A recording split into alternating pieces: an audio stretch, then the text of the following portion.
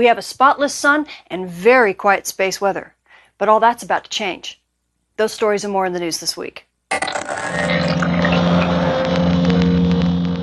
The space weather has really quieted down from a couple weeks ago when we had that big solar storm that brought us some gorgeous aurora in many places of the world. Since then, the Earth-facing disk has really cleared out. As a matter of fact, we have a spotless sun right now. The only thing we've got going is this coronal hole here that is rotating into the Earth strike zone. Here in the next day or so, we should be getting some fast wind from that, and it might actually bump us up to some mild storm levels, so we might actually get some more aurora.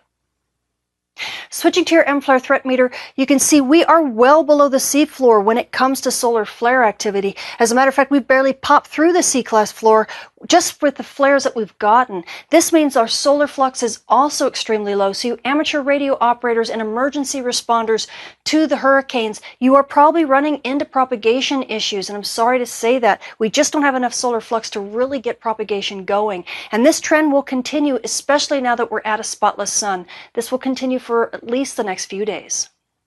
Switching to your solar storm conditions, you can see the last time we even had a solar storm was back in late September.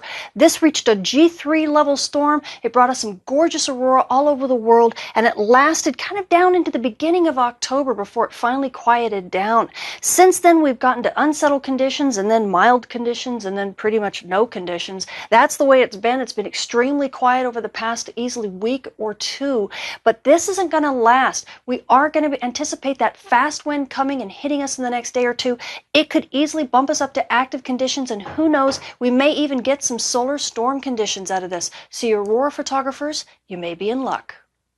And to get us in the mood for some more solar storming, we have some gorgeous aurora photos from the previous solar storm that happened back in the end of September, beginning of October. There was gorgeous aurora all over the world. We'll start with shots from Russia and in Poland. We had beautiful views in Norway and in Sweden. Aurora made it to Ireland and Iceland. Moving across the pond, we had tons of shots in Canada. Here's one from Ontario, and it was in British Columbia. It was seen in Manitoba and in Saskatchewan, and it was all over Alberta. Now moving down to the United States, we saw it in Vermont and Illinois, in North and South Dakota. We saw it in Montana and in Minnesota. We saw it down to Iowa and clear down to Wyoming. We also saw it in Washington and in Oregon.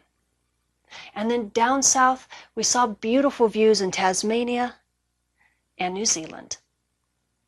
Switching to your solar storm conditions and aurora possibilities over the coming week, we are anticipating the hit from that fast wind. And at high latitudes, NOAA is anticipating minor storm conditions, even major storm conditions starting around the 13th. As a matter of fact, they're giving about a 70% chance of a major storm at high latitudes.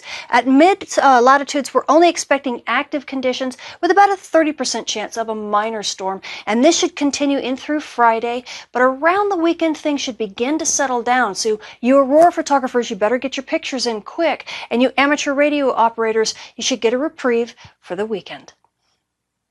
Switching to your solar flare and particle radiation storm outlook over the coming week, everything is in the green. We have a spotless sun, folks, and the good news is that means there's no radio blackout potential at all. The bad news, of course, means that it is really affecting the solar flux. We are at the low end of the marginal levels for radio propagation, so you emergency responders to the hurricanes and the earthquakes and all of the natural disasters that are occurring, you're going to have some issues with amateur radio propagation, and this will probably continue easily over the next week until we start seeing some active regions rotate back on the Earth-facing disk.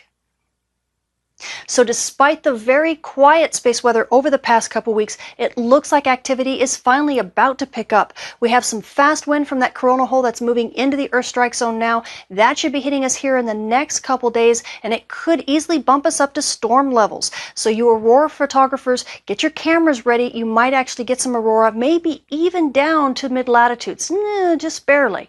Now you amateur radio operators, it's a different story. For you guys, it's almost too much of a good thing. thing. We have no chance for radio blackouts because we have a spotless sun, which would be wonderful for you emergency responders, except for the fact that a spotless sun also means you don't have enough solar flux to keep radio propagation up and working.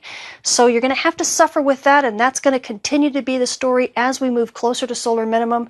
And hopefully within the next 6 days or so, we'll get some more active regions on the Earth-facing disk to bump that solar flux up to give you better propagation. I'm Tamitha Skov. Thank you for watching.